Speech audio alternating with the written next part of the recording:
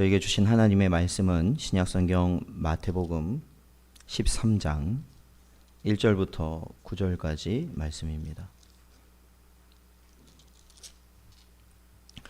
마태복음 13장 1절부터 9절까지 말씀입니다.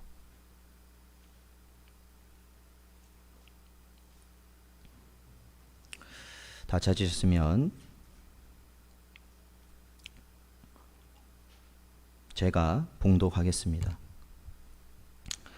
그날 예수께서 집에서 나가사 바닷가에 앉으심에 큰 무리가 그에게로 모여들거늘 예수께서 배에 올라가 앉으시고 온 무리는 해변에 서 있더니 예수께서 비유로 여러 가지를 그들에게 말씀하여 이르시되 씨를 뿌리는 자가 뿌리러 나가서 뿌릴새 더러는 길가에 떨어짐에 새들이 와서 먹어버렸고 더러는 흙이 얕은 돌밭에 떨어짐에 흙이 깊지 아니하므로 곧 싹이 나오나 해가 돋은 후에 타서 뿌리가 없으므로 말랐고 더러는 가시떨기 위에 떨어짐에 가시가 자라서 기운을 막았고 더러는 좋은 땅에 떨어짐에 어떤 것은 100배 어떤 것은 60배 어떤 것은 30배의 결실을 하였느니라.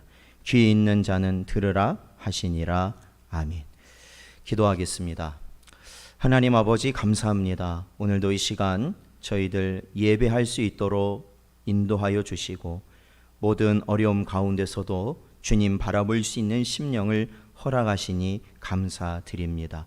하나님 언제나 저희에게 성령께서 하나님의 뜻대로 살아갈 수 있는 길을 허락하시길 간절히 바라옵고 또한 그 증거로 우리가 모든 상황 속에서도 늘 참고 인내하며 하나님의 말씀을 좇아 살아감에 부족함이 없는 저희들 되길 원하오니 이 시간에도 저희들에게 이 말씀을 통하여서 저희들에게 가르치시고 우리의 갈 길을 바라보게 하시며 상한 심령을 회복시켜 주시며 오직 참된 길로 나아갈 수 있는 우리 모든 복된 성도들 되게 하여 주시옵소서. 이 시간도 하나님께서 붙잡아 주시길 간절히 바라오며 이 모든 말씀 예수님의 이름으로 기도하옵나이다. 아멘. 이 시간 함께 고백하겠습니다. 읽고 듣고 순종합시다. 네. 오늘 저희가 이제 마태복음 13장의 말씀을 저희들이 살펴보게 됩니다.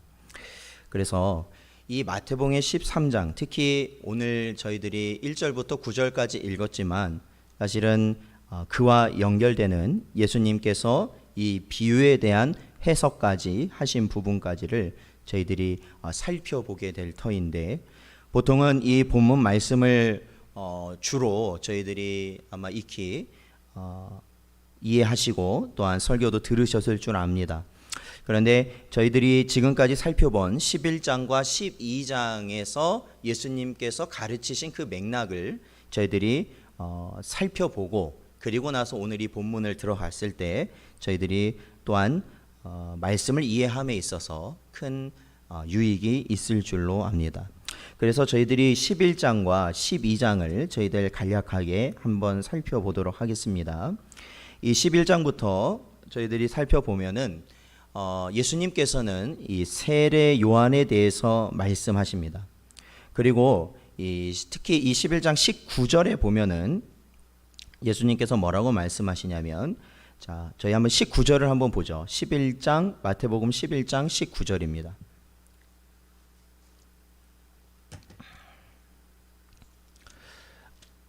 네. 19절 말씀 같이 읽겠습니다. 시작.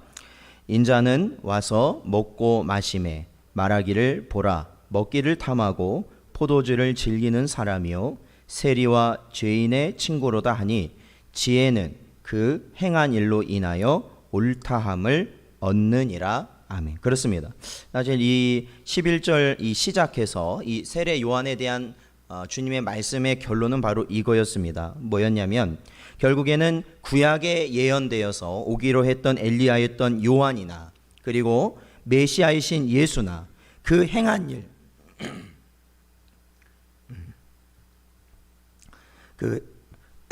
죄송합니다.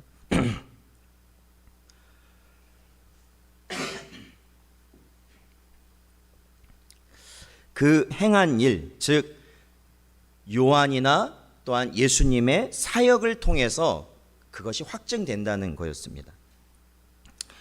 그러나 예수께서 가까이에서 사역하셨던 그 다음 이제 11장 계속해서 보면 예수님께서 사역으로 말미암아, 예수님이 하신 일로 말미암아 그분이 구약에서 예언된 메시아임을 나타내는 것이다 가르치셨는데, 그 다음 11장 20절부터 보면 어떠한 내용이 나오냐면 지역명이 나오죠. 어떠한 지역입니까? 이게 이스라엘 지역명이 나오는데 고라신과 베세다와 가버나움이 등장합니다. 그런데 예수님께서는 이들을 어떻게 하시냐면 책망하셔요. 왜 책망하시냐면 그곳에서 예수님이 수많은 사역, 그러니까 예수님이 수많은 일들을 하셨음에도 불구하고 가르치시고 병든 자를 낫게 하시고 귀신 들린 자를 쫓아내신 그 메시아적 사역을 감당하셨음에도 불구하고 그들은 어떻게 하느냐? 예수님을 어떻게 받아들이지 않았다라는 겁니다. 받아들이지 않았다. 예수님께서는 이러한 이 고라신과 베세다와 가버나움에서 일어난 이러한 현상들, 즉 이 유대인들의 이 대부분이 예수님에 대하여 가졌던 그러한 마음들을 뭐라고 예수님은 평가하시냐면, 이러한 현상이 나타나는 이유는 이 모든 것이 하나님 아버지의 주권적 사역에 있기 때문에 그렇다라고 예수님은 말씀하십니다.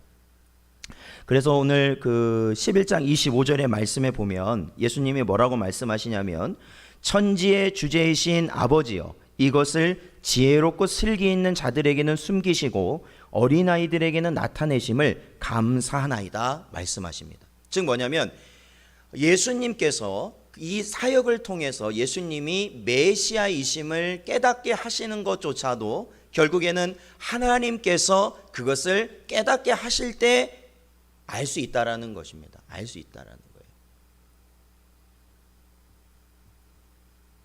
이러한 하늘의 비밀을 아는 지혜가 아버지께로부터 나온다고 주님은 말씀하십니다. 그러므로 이러한 지혜를 받은 자들은 오로지 주님의 멍에를 지고 사는 삶을 살게 된다. 이게 11장의 내용인 거죠. 그렇죠. 그러니까 주님을 하나님 아버지께서 주신 지혜로 주님을 알아봤습니다. 그렇다면 그 주님이 주신 말씀, 그 멍에대로 살아가게 되는 것이 바로 성도의 모습일 거 아니겠습니까? 바로 그에 대한 가르침이 11장의 말씀입니다. 12장에서는 저희가 보았던 안식일에 일어난 논쟁에 대해서 말씀하시는데 두 가지, 안식일과 관련된 두 가지 사건이 기록되어 있죠. 첫 번째는 밀바 사이로 가면서 일어난 사건, 그리고 두 번째는 9절부터 나오는 그 회당에 왔던 안식일에 손 마른 자를 고치시는 그 사건, 그 두 가지가 기록되어 있는데, 거기에서는 결국 이 밀바 사이에 지나가는 바로 그 사건에서는 8절에 보면은 인자는 안식일의 주인이시니라 라고 말씀하시면서 결국 예수님께서 안식일의 주인, 즉 율법의 주인, 말씀의 주인 되심을 선포하셨고, 그 다음에 안식일에 손 마른 사람을 고치심으로 인하여서 그 내용을 보면은 결국에는 18절부터 21절까지 내용을 보면 바로 예수 그리스도께서 참된 구원자, 즉 메시아이심을 드러내시는 말씀으로 나오십니다. 그래서 우리가 이 말씀들을 저희들이 들을 때 어떠한 주님을 만나야 되느냐, 그냥 내가 생각하는 예수님 만나면 소용없다라는 겁니다. 우리가 다 하나님 믿는 사람 많잖아요. 예수님 믿는 사람 다 많아요. 그런데 정작 말씀대로 하나님을 믿는 사람이 얼마나 되느냐, 이 말씀대로 기록된 예수님을 믿는 사람이 얼마나 되느냐라는 겁니다. 그래서 우리가 성경을 항상 가까이 해야 되는 이유가 거기에 있습니다. 우리는 뭔가 우리 안에 정형화된 하나님이 있고 또한 예수님이 있습니다. 그래서 그 틀을 벗어나질 못합니다. 그리고 내가 믿는 그 예수님이 그 틀 안에서만 역사하는 예수님, 하나님이 돼버리기 때문에 우리는 어찌 보면 말은 하나님, 예수님을 믿는다고 하지만 정작 우상을 섬기는 것과 같이 하나님과 예수님을 믿을 수 있는 가능성이 굉장히 높은 것입니다. 그래서 우리가 이 12장의 이 안식일 논쟁을 통해서 우리는 어떠한 주님을 만나야 되느냐? 말씀의 주인이신 그 주님을 만나야 됩니다. 그건 뭐냐? 바로 주님께서 우리에게 말씀을 가르치신다라는 것이죠. 깨닫게 하신다라는 겁니다. 바리새인도 서기관도 그들은 말씀의 중심을 이미 벗어나서 그들은 말씀을 이해하고 있었기 때문에 예수님께서 그거를 가르치시는 거 아니겠습니까? 또한 메시아, 즉 참된 구원자로서의 예수님을 우리는 만나야 된다라는 겁니다.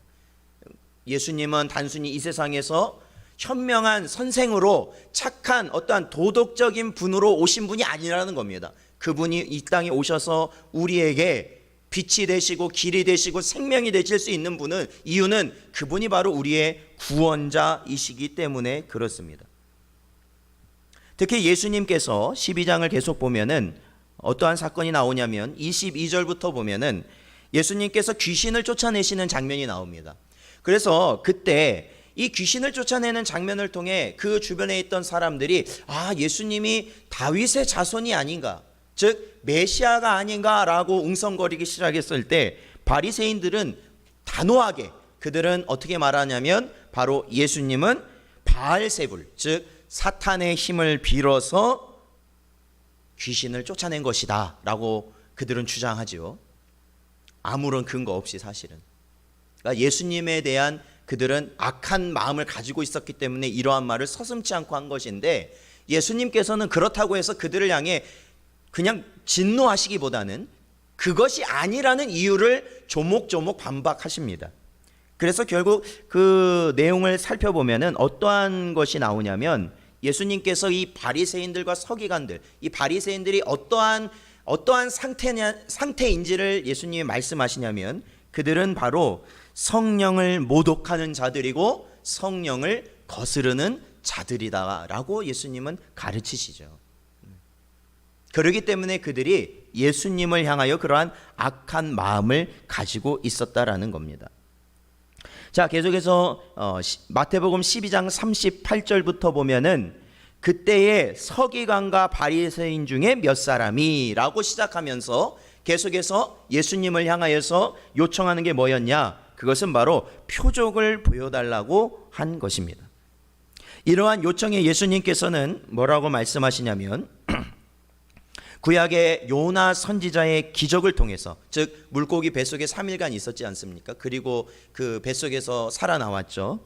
바로 예수님 자신도 3일간 땅 속에 있다가 다시 부활하실 것임을 드러내시고, 또한 예수님께서는 바로 그 요나보다도, 니느웨에 가서 백성들에게 회개를 선포한 요나보다도 바로 자신은 참된 선지자, 즉 하나님의 말씀을 전할 선지자로 이 땅에 오신 바로 그러한 분이시고, 또한 스바 여왕이 과거에 솔로몬을 찾아가 지혜를 구하였지만 그 솔로몬보다도 월등히, 솔로몬은 비교할 수 없는 지혜를 가지신 분이 바로 주님이시다라는 것을 선포하십니다. 그래서 참 선지자 그리고 참된 지혜이신 예수님을 배쳐가는 이 세대를 향하여 예수님은 그 속에 더럽고 악한 것들이 가득 찬 악한 세대라고 책망하십니다. 그러니까 결국에는 11장부터 나온 이 말씀들이 그 맥락이 계속적으로 이어지고 있다라는 겁니다. 어디에서? 바로 중심을 보시는 하나님이시라는 것이죠. 중심을 보시는 하나님. 그렇다면 우리는 이 말씀들을 통해서 예수께서 책망하시는 그 악한 세대에 대한 가르침이 계속해서 연결된다는 것을 우리는 짐작할 수 있습니다. 이해할 수 있습니다. 바리새인과 서기관들, 그리고 그들이 대표적으로 나타내고 있는 그때 당시 유대인들은 다분히 종교적이고 또한 경건의 모든 모양을 가진 자들이었습니다. 그들의 말엔 예배, 기도, 찬양, 선행에 대한 말들이 나오는 자들이었습니다. 고상한 말은 그들 입에서 언제나 넘치고 있었습니다. 그들의 말에는 사랑이 있었고, 그들의 말에는 용서가 있었고, 그들의 말에는 회개도 있었고 그들의 말에는 하나님을 영화롭게 하게 한 모든 말들이 그들의 입술 속에는 있었습니다. 그러나 그들은 어땠습니까? 구주로 예수님을 받아들이지 못했습니다. 분명히 그 입술에는 그 모든 것이 넘쳐났지만 메시아로서 그 모든 일을 감당하고 계시는 예수님을 자신의 구주로 그들은 받아들일 수 없었습니다. 왜냐하면 그들의 중심에는 악이 가득 차 있었기 때문입니다. 자, 우리 전도서 9장 3절 말씀을 함께 보도록 하겠습니다. 구약성경 전도서 9장 3절 말씀입니다.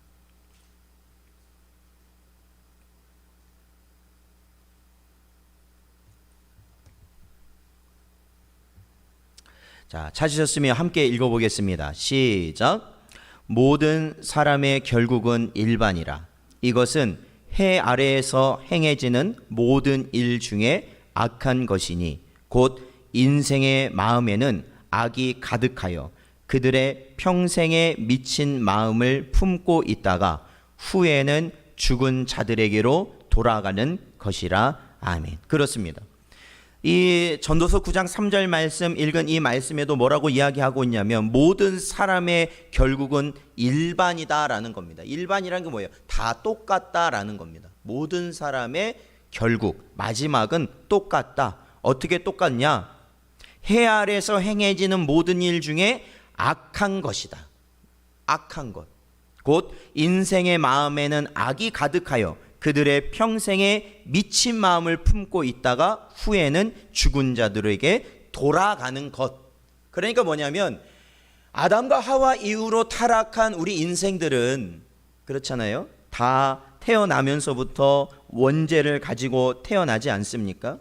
그리고 그 원죄로 말미암아 우리는 영원토록 비참하게 살아갈 수밖에 없습니다. 여기서 비참하게 살아갈 수밖에 없다라는 것은 죄를 지으면서 살 수밖에 없다라는 겁니다. 생각하는 것도 죄, 말하는 것도 죄, 행동하는 것도 죄입니다. 그러니까 먹는 것도 죄, 모든 살면서 우리가 살아가는 그 모든 순간순간마다 우리는 죄를 지을 수밖에 없는 종자들인 겁니다. 쉽게 말하면. 그거를 우리는 잊으면 안 됩니다. 죄인입니다. 죄인이에요. 그것은 다 똑같습니다. 그래서 비참한 겁니다. 그래서 비참한 거예요. 아무리 우리가 정의를 외치고 아무리 우리가 선을 외치고 아무리 우리가 공정을 외치고 아무리 우리가 바르다라는 것을 외쳐도 결국에 우리는 다 죄인이라는 겁니다. 참된 것들이 그 안에는 있을 수 없어요. 왜? 사람은 다 같으니까요. 그 중심은 썩었고 그 중심은 더럽고 그 중심은 심히 부패하여 있기 때문에 그렇습니다. 사랑하는 성도 여러분, 그렇다면 오늘 우리는 이렇게 요란스러운 시대를 살아감에도 불구하고 우리는 언제나 하나님 앞에 나아가며 우리가 깊이 살펴볼 것은 우리의 중심입니다. 우리의 중심. 네, 우리의 중심이에요. 우리의 중심은 과연 어떠한 것들을 가득 담고 있는가라는 것이죠. 사랑하는 성도 여러분, 오늘도 주님의 온전한 가르침을 통해서 우리의 가야 할 바를 또한 우리의 본 모습을 깨달을 수 있는 여러분 되시기를 주님의 이름으로 축원드립니다. 오늘 본문 말씀으로 돌아가서 13장의 말씀은 바로 계속해서 11장부터 이어지는 그 내용을 이어가고 있다고 살펴보시면 됩니다. 아마도 이 비유에 대한 여러 가르침을 들으셨을 줄 압니다. 대략적인 내용은 예수께서 한 씨 뿌리는 자를 비유로 드시고 그가 씨를 파종할 때, 그러니까 씨를 뿌리는 거죠. 실히 말하면 지금은 농기계들이 많이 발달돼서 그리고 농업 기술도 많이 발전됐기 때문에 과거와 같이 그러지 않지만 몇십 년 전만 해도 그러한 기술이 없을 때는 그냥 씨를 뿌리는 겁니다. 씨를 뿌리는 거예요. 이게 파종입니다. 그러니까 이 한 씨 뿌리는 자가 씨를 뿌리고 있습니다. 밭에 씨를 뿌리고 있을 때 그 씨앗을 뿔 때 그 씨앗이 네 가지의 상태, 즉 길가와 돌밭과 가시밭 그리고 좋은 땅에 떨어짐으로 그 이후에 나타나는 모습에 대해서 예수님이 말씀하시는 것이죠. 자, 우리가 이 비유의 가르침을 어떠한 방향을 가지고 있는지 파악해야 됩니다. 그러니까 아까도 제가 11장부터 이 내용을 살핀 것이 바로 그 이유입니다. 왜냐하면 이 네 가지 밭에 대한 네 가지 땅에 대한 이 설교를 하면서 사실은 이 가르침이 여러 가지로 나올 수 있기 때문에 그렇습니다. 여러 가지로. 그렇죠. 이것이 그냥 여러 가지 가르침이 나올 수 있어요. 그런데 그 여러 가지 가르침 중에서 우리들은 어떠한 방향을 봐야 되느냐? 예수님께서 계속 말씀하시고자 하는 것이 무엇이냐? 그리고 이 마태복음을 기록한 이 사도 마태가 이러한 저희들이 11장부터만 봐도 이 주제가 연관되어 있는 사건들을 모아서 그가 기록하고 있거든요. 그러니까 거기에 있는 핵심적인 우리가 이 본문을 통해서 또한 전달되어져야 하는 내용이 무엇인가라는 것이죠. 그래서 그 힌트를 어디서 받을 수 있냐면 우리가 13장 1절에 보면은 뭐라고 시작하냐면 그날에 예수께서 집에서 나가사 바닷가에 앉으시매라고 말씀하고 있습니다. 여기서 중요한 게 뭐냐? 그것이 바로 그날입니다. 그날. 네, 그날. 여기서 우리는 그날이라고 하면은 좀 명확하진 않는데 이게 영어 성경으로 보면 뭐라고 말하고 있냐면 that same day입니다. same day. 그러니까 same day라는 게 무슨 말이에요? 바로 12장에서 지금 12장과 연결되어지고 있다라는 것을 바로 말하고 있는 것이죠. 연결되어 있다. 그렇다면 예수님께서도 그 가르침이 어떻습니까? 계속해서 우리에게 동일한 주제를 가지고 사실은 이 비유를 우리에게 말씀하신 것이다 라고 볼 수 있습니다. 그래서 오늘 본문 이후에 10절부터는 바로 이 비유에 대한 예수님의 설명이 나타납니다. 그래서 오늘은 저희가 10절부터 저희들이 살펴볼 겁니다. 이제 비유는 아까 제가 설명을 드렸고요. 자, 10절부터 보면은 제자들의 요청으로 예수께서 이 비유에 대해서 설명을 하기 시작하십니다. 이제 9절까지는 이 비유에 대해서 그냥 말씀하셨고 10절에 제자들이 찾아와서 예수님 이 비유의 의미가 무엇입니까? 라고 물을 때 예수님께서는 이 비유를 설명하시죠. 그런데 9절을 보면은 뭐라고 예수님이 앞서 말씀하셨냐면 귀 있는 자는 들으라 말씀하셨습니다. 그리고 10절에서 예수님의 비유에 대해서 깨닫기 원하는 자들은 바로 누구였냐면 제자들이었다라고 우리는 알 수 있습니다. 이 부분을 통해서 우리는 들을 귀가 있는 자들은 어떠한 심령을 가지고 있는가라는 것을 깨닫게 됩니다. 왜냐하면 성경에 보면 자주 나오잖아요. 들을 귀 있는 자. 그렇죠? 들을 귀 있는 자가 듣게 될 것이다. 그들은 어떠한 심령을 가지고 있는 자면 말씀을 깨닫기 원하는 소원이 있는 자들입니다. 들을 귀 있는 자라고 해서 어떠한 뭐랄까요? 어떤 추상적인 것으로 우리가 이해할 게 아니라 오늘 이 말씀을 통해 보자면 들을 귀 있는 자들은 어떠한 자들이냐면 말씀을 깨닫기를 원하는 자들입니다. 그러니까 이 하나님의 말씀을 듣고 나서 좋다. 그리고 우리가 넘어가고 어떠한 부분은 우리가 분명히 어려운 부분들이 있지 않습니까? 이해가 되지 않는 부분들이 있습니다. 그럴 때 그거를 무턱대고 그냥 넘어가는 것이 아니라 사실은 들을 귀 있는 자들은 그 말씀을 깨닫기 원하는 마음이 그 안에 있다라는 겁니다. 그래서 그 마음이 누구에게 있었냐? 제자들에게 있었다라는 겁니다. 그래서 제자들이 예수님께 나와서 예수님 아까 그 비유 좀 설명해 주십시오. 아까 그 비유 그것이 도대체 무슨 내용입니까? 라고 묻습니다. 자, 11절을 보면 이 비유가 어떠한 내용을 담고 있다고 예수님께서 분명히 이렇게 제시하고 계십니다. 뭐라고 제시하시냐면 11절을 보면 대답하여 이르시되 천국의 비밀을 아는 것이 너희에게는 허락되었으나 그들에게는 아니 되었나니 말씀하고 계시죠. 그러니까 이 말씀을 통해서 우리는 뭘 알 수 있냐면 바로 제자들이 누구였냐면 들을 귀 있는 자들입니다. 귀 있는 자들이었어요. 그리고 그들이 듣게 되고 알게 되는 것은 무엇이냐? 바로 천국의 비밀이었다라는 겁니다. 그렇다면 이 네 가지 밭의 비밀, 그러니까 이 네 가지 상태의 밭의 비밀, 돌밭과 그리고 뭐예요? 길가와 돌밭과 가시밭과 좋은 땅, 이 네 가지 밭의 비밀은 결국은 뭐냐? 천국의 비밀이라는 거예요.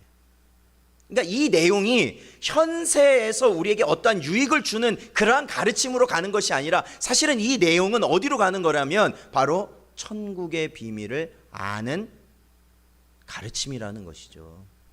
그렇죠. 그게 예수님께서 이 말씀을 주시는 거라는 겁니다. 즉 예수님의 모든 사역이, 그렇죠, 우리가 마태복음을 보면서 특별히 저희들이 계속해서 보고 있지 않습니까? 예수님의 모든 사역은 이 땅의 것에 대한 것이 아니라 바로 그분의 가르침과 치유하심, 그 모든 것이 하나님의 나라에 초점이 맞춰져 있다라는 것입니다. 하나님 나라. 자, 우리 마태복음 4장 17절 말씀을 보겠습니다. 신약성경 마태복음 4장 17절 말씀.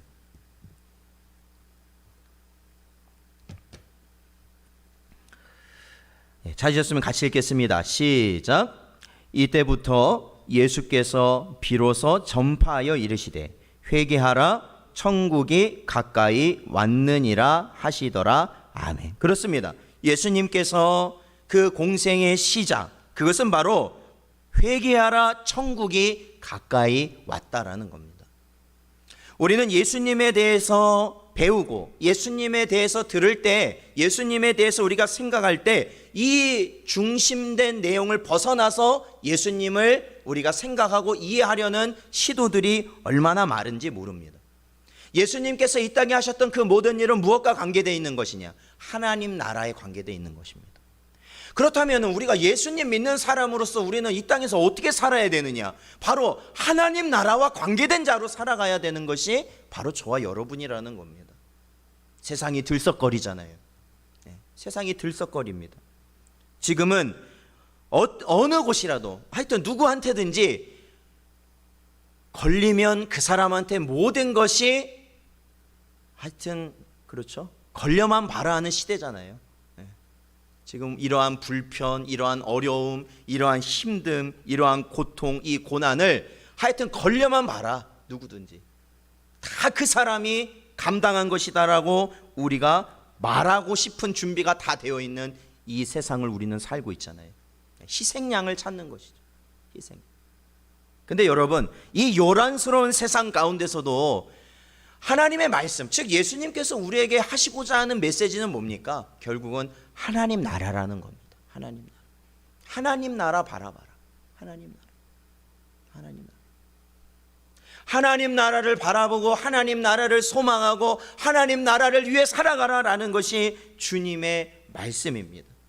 그리고 하나님 나라에 갈 수 있는 합당한 자로서 살아가라는 것이 주님의 말씀입니다.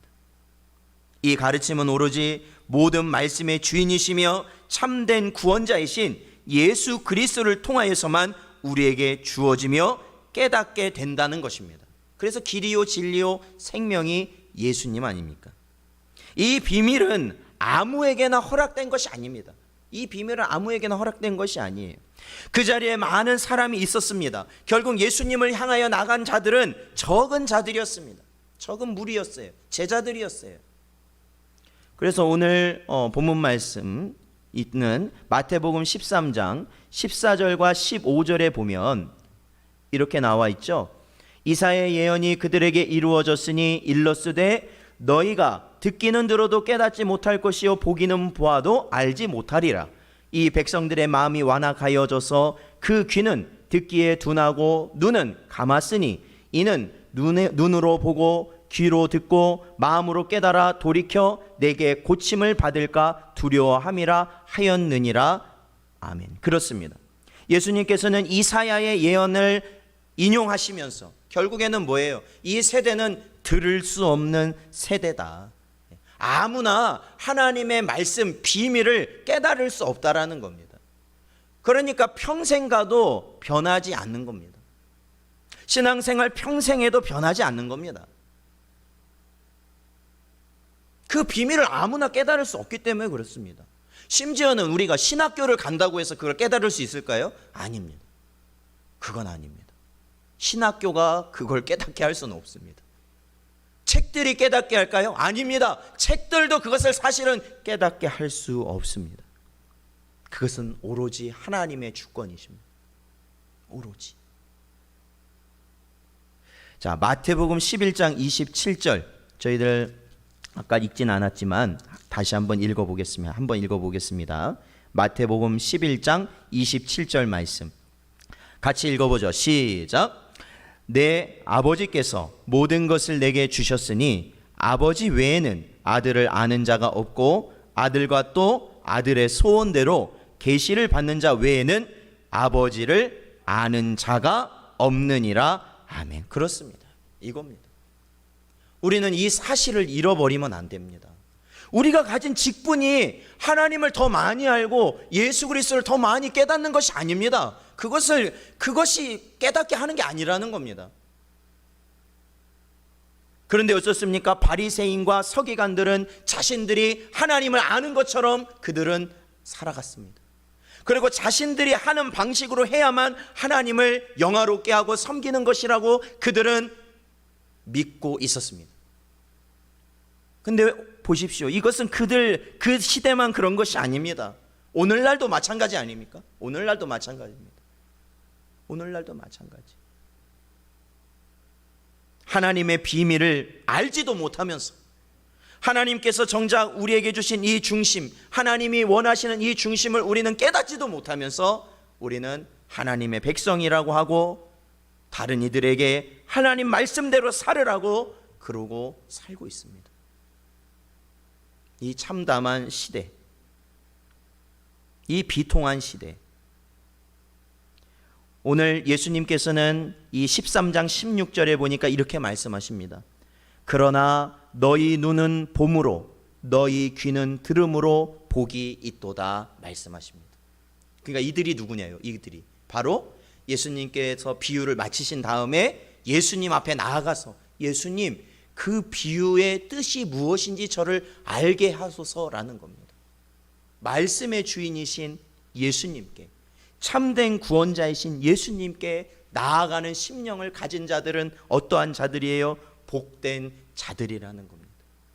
그러니까 우리가 요한계시록 그렇잖아요. 저희들이 1장 3절에 있는 내용을 항상 저희들이 고백하지 않습니까? 읽고 듣고 순종하자. 이게 뭡니까? 주님의 말씀 앞에 나아가는, 주님께 나아가는 것이죠. 그들이 바로 복된 자들이라는 겁니다. 사랑하는 성도 여러분, 우리를 현혹시키는 수많은 것들이 지금은 넘쳐나고 있습니다. 그렇죠. 뭐 뉴스를 통해서든지 인터넷을 통해서든지 넘쳐나고 있습니다. 영상들을 통해서 넘쳐나고 있습니다. 그러나 여러분, 그러할 때일수록 우리는 어떻게 해야 합니까? 말씀에 집중해야 됩니다. 말씀에 집중해야 됩니다. 경주하는 말을, 아니면 말이 수레를 끄는 말들을 보면 어떤 말들이 있냐면 이 눈을 가리고 경주를 하게 합니다. 이 경주하는 말들 보면 이 옆에, 말눈 옆에 무언가를 이렇게 막아놨습니다. 왜 그럴까요? 옆에 있는 상황에 반응하지 말라는 겁니다. 그리고 오로지 목표를 향해 달려가라는 겁니다. 저와 여러분도 마찬가지입니다. 우리는 오로지 하나님 나라만을 바라봐야 되는 겁니다. 그리고 그 목표를 향해 달려가면 되는 겁니다. 어떤 사람이 뭐 했더라, 어느 곳에서 뭐 했더라, 지금 어떻더라, 이런 말에 여러분 요동하지 마십시오. 제발 성도들이 요동하지 마십시오.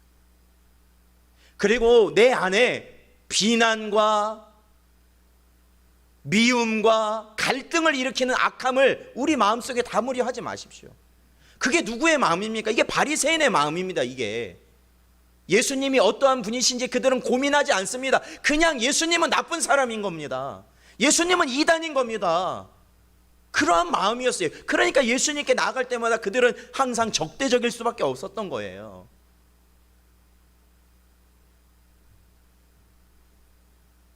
사랑하는 성도 여러분, 말씀에 집중하는 자가 복된 자임을 믿으시기를 축원드립니다. 그게 말씀에 집중해야 됩니다. 자, 저희들 오늘 13장 내용을 보면은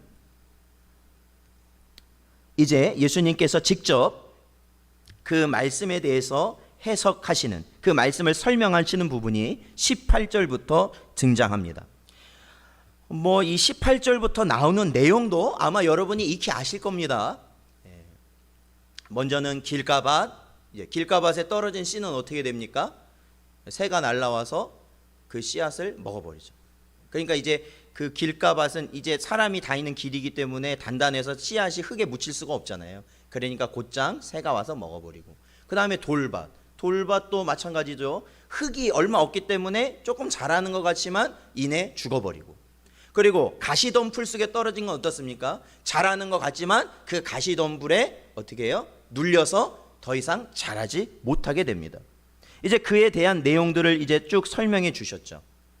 근데 결국에는 이 앞서 말씀드린 뭐예요? 길가에 떨어진 것과 돌밭에 떨어진 것과 가시덤불에 떨어진 것, 그리고 거기에 비교되는 좋은 땅에 떨어진 것과의 차이는 그겁니다. 차이는 그거예요. 그게 뭐냐? 앞선 세 가지는 결실하지 못했다. 그렇죠? 그리고 마지막 좋은 땅만 결실하게 되었다라는 겁니다. 그게 차이라는 거예요. 제가 이거를 세세히 설명하려고 오늘 이 말씀을 준비하기보다는 그 차이를 우리가 깨달아야 돼요. 자, 결실하지 못한 것과 결실한 것의 차이라는 겁니다. 결국에는 이 씨 뿌리는 자의 비유에서 핵심은 그거라는 거예요. 씨 뿌리는 자는 누구예요? 예수님이실 거 아닙니까? 그리고 이 떨어진 이 돌밭, 길가, 가시덤불, 좋은 땅, 이건 뭐예요? 그 예수님이 말씀을 전하실 때, 하나님 말씀 전하실 때 거기에 있는 사람들의 심령들이에요. 마음이에요. 마음밭이잖아요. 이게 마가복음에도 나오고 누가복음에도 나오는데 그것을 같이 그렇다고 이야기하고 계시죠. 예수님께서는. 바로 이건 마음의 상태라는 거예요. 그 중심이라는 거죠. 중심. 그러니까 앞선 세 가지는 결실, 열매가 없고 결국에는 마지막 좋은 땅에 떨어져야만 열매를 맺어요. 그 열매가 차등은 있어요. 그렇죠? 오늘 이 본문 23절에 보니까 100배, 60배, 30배 차등은 있습니다. 어쨌든 그러나 중요한 건 열매를 맺는다는 거예요. 열매. 그렇다면 이게 천국의 비밀이라고 했습니다. 이 비유가. 그렇다면 여기서 말하고 있는 열매라는 게 뭐냐? 열매를 맺지 못하고 열매를 맺고 이렇게 말씀하시는데 도대체 열매라는 게 뭐냐? 그것은 23절, 마태복음 13장 23절 말씀을 보겠습니다. 23절, 자, 같이 읽어보죠. 시작. 좋은 땅에 뿌려졌다는 것은 말씀을 듣고 깨닫는 자니 결실하여 어떤 것은 100배, 어떤 것은 60배, 어떤 것은 30배가 되느니라 하시더라. 아멘. 그렇습니다. 자, 여기를 보세요. 23절에 보면 좋은 땅에 뿌려졌다는 것은 어떻다고요? 말씀을 듣고 깨닫는 자라는 겁니다. 깨닫는 자. 그가 누구냐? 결실하는 자라는 겁니다. 말씀을 듣고 어떻게 해요? 깨닫는 자라는 거예요. 아까 제자들이 뭐예요? 비유를 듣고 주님께 나와서 이 비유의 의미가 무엇입니까? 라고 제자들이 예수님께 요청하잖아요. 바로 그들이라는 거예요. 깨닫는 자. 깨닫는 자. 그들이 뭐 하는 자? 결실하는 자. 그렇다면 여러분, 깨닫는다는 게 어떤 의미일까요? 단순히 이해가 됐다라는 의미일까요? 아니죠. 중요한 거는 하나님의 말씀을 깨닫고 그 말씀에 순종하는 자가 깨닫는 자죠. 깨닫는 자. 쉽게 말하면 그거죠. 여기가 낭떠러지가 있다고 생각해 보십시오. 낭떠러지가 있어요. 그런데 거기에 표지판이 있습니다. 위험, 낭떠러지. 자, 어떤 사람이 왔습니다. 그 문구를 읽습니다. 위험, 낭떠러지.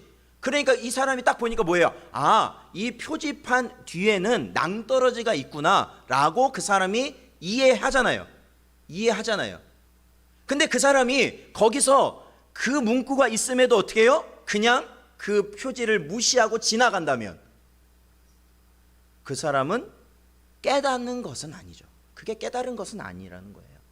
그냥 그 말 자체만 이해했을 뿐이지 그걸 그대로 믿지도 않았고 깨닫지도 못했다라는 겁니다. 결국에는 저와 여러분이요, 오늘 이 말씀을 통해서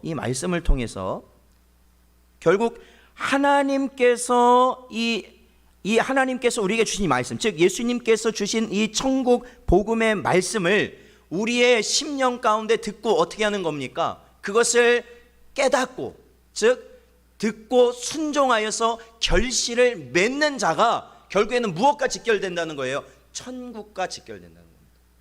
천국. 그게 천국의 비밀이죠. 이 비유에서 말하는.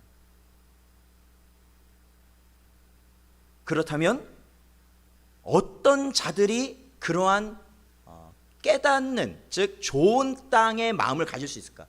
그러니까 이것도 중요해요. 왜 중요하냐면, 자 여러분, 여기 보면 예수님의 말씀을 듣는 자 중에 어떤 자는 길가밭, 어떤 자는 돌밭, 어떤 자는 가시덤불, 어떤 자는 좋은 땅이라며요. 그러면 도대체 어떤 자는 길가밭이고 마음 상태가, 도대체 어떤 자는 돌밭이고 또 어떤 자는 가시덤불밭이고 어떤 자가 좋은 땅일까요? 자 여러분 지금 이 설교를 듣고 있는 여러분은 과연 어떤 밭입니까? 그러면 어떤 밭이? 길가밭이에요? 돌밭이에요? 어떤 밭일까요? 저희는 아마 다 이렇게 생각하죠. 좋은 땅이 내 마음이 되길 원하시겠죠. 그렇죠. 좋은 땅, 내 마음이 좋은 땅의 밭과 될, 좋은 땅이 되기를 원하실 거 아닙니까? 결실할 수 있는. 그럼 어떻게 하시면 좋은 땅이 될까요? 어떻게 해야 될까? 뭔가를 우리가 이거 어떻게 해야 될까? 이거 말씀을 많이 보면, 아니면 기도를 많이 하면 좋은 땅이 될 수 있을까요? 사실 그게요, 이제 여러 부분에서 사실은 참 그 부분이 어려운 겁니다. 그 부분이. 그리고 제가 이 말씀을 준비하고 여러분에게 설교를 하면서 참 그 부분에서 많이 고민이 됩니다. 왜냐하면 제가 이거를 그대로 말씀드리면 굉장히 무책임한 목사가 될 것 같아요. 어떻게 이해하면요? 무책임한 목사. 그런데 중요한 건 그러한 마음을 갖는다. 여러분 보세요. 그 밭 상태라는 건, 밭이라는 건 결국에는, 자 땅이 있다면 밭으로 쓸 수 있는 땅은 어떠한 땅이냐면 그 밭 주인이 기경한 땅이 밭이 되는 겁니다. 이해가 되세요? 그러니까 땅이 많잖아요. 땅이 널렸어요. 많아요. 그런데 밭으로 쓸 수 있는 건 모든 땅을 쓸 수 있는 게 아니라 어떤 땅에 쓸 수 있다고요? 주인이 밭을 갈아 놓은 거예요. 김을 매놓고 농작물을 심기 위해서, 그러니까 씨앗을 심기 위해서 좋은 땅으로 만들어 놓은 땅이 바로 좋은 땅이 되는 거예요. 이해가 되시나요? 그렇죠? 그러니까 이게 가시덤불 밭이든 돌짝 밭이든 그게 중요한 게 아니라 하나님께서, 그러니까 농부가 그 험한 산, 이 험한 아무도 밭으로 쓰지 않은 땅이라 할지라도 농부가 여기에 내가 농작물을 심어야겠다 생각하고 그 밭에서 돌을 골라내고 잡초를 뽑아내고 거기 땅을 좋게 만들어 놔야 거기가 뭐가 된다고요? 좋은 땅이 된다고요. 그러니까 제가 말씀드린 건 그거예요. 우리가 좋은 땅이 될 수 있는 건 하나님이 하셔야 된다라는 거예요. 하나님이 하셔야 된다. 목사가 돼 보니까 알겠어요. 목사가 된다고 해서 좋은 땅이 되어지는 게 아니라 이 땅에서 금식도 많이 하고 헌금도 많이 하고 뭐 하여튼 여러 가지 주의 일을 많이 했다고 해서 그 사람의 마음이 좋은 땅이 되는 것이 아니라, 진짜 좋은 땅은 어떠한 땅이냐면 하나님이 기경을 해놓으셔야 그게 진짜 좋은 땅이라고요. 그게 말씀을 듣고 그것을 결실할 수 있는 땅으로 만들어 놓으셔야만 그 땅이 좋은 땅이 되더라고요. 여러분, 그러기 때문에 우리는 우리의 진정한 믿음의 고백조차도 나의 의지로 할 수 없다는 것을 우리는 잘 알고 있지 않습니까? 오직 성부와 성자와 성령, 성삼위 하나님께서 이루시는 놀라운 신비예요. 그게 신비예요. 그래서 저는 우리가 그래요. 우리가 성경도 많이 보는 거 그게 다 중요합니다. 그게 다 중요한데 진짜 더 중요한 것은 하나님께서 우리에게 진정한 좋은 땅에 마음을 주실 때 그 모든 것이 소용이 있다라는 겁니다. 그것이 이루어지지 않은 채 외부적인 것들부터 시작해서 우리가 하나님 앞에 좋은 땅이 된다는 것은 아닙니다. 말이 안 돼요. 그건 말이 안 돼요. 그러므로 오늘도 이 씨 뿌린 자의 비유를 여러분이 다시 한번 곰곰이 생각하시면서 우리의 중심은 어떠한 상태인지, 그리고 내 중심이 정말로 하나님을 바라보고 믿음을 고백하는 그러한 중심이라면 이 모든 것이 하나님의 은혜이심을 깨닫고 늘 감사하면서 이 어려운 시대를 살아가시지만 언제나 늘 주님만을 바라보실 수 있는 모든 성도님들 되시기를 주님의 이름으로 축원드립니다. 기도하겠습니다. 하나님 아버지, 감사합니다. 오늘도 저희들을 부르시고 연약한 가운데 하나님 저희들에게 말씀하여 주셨사온데, 간절히 바라옵기는 우리의 심령이 하나님께서 기경하신 좋은 마음밭이 되기를 소망합니다. 아버지 하나님, 오직 그 모든 것이 아버지께 달려있음을 저희들이 고백합니다. 하나님, 이 어려운 시대를 살아가면서 우리가 이 시대를 오직 주님의 말씀대로 살아갈 수 있는 유일한 길, 오로지 주님의 뜻을 온전히 순종하며 살 수 있는 좋은 땅의 마음밭을 가지는 저희 모두가 되게 하여 주시옵소서. 간절히 바라오며 예수님의 이름으로 기도하옵나이다. 아멘.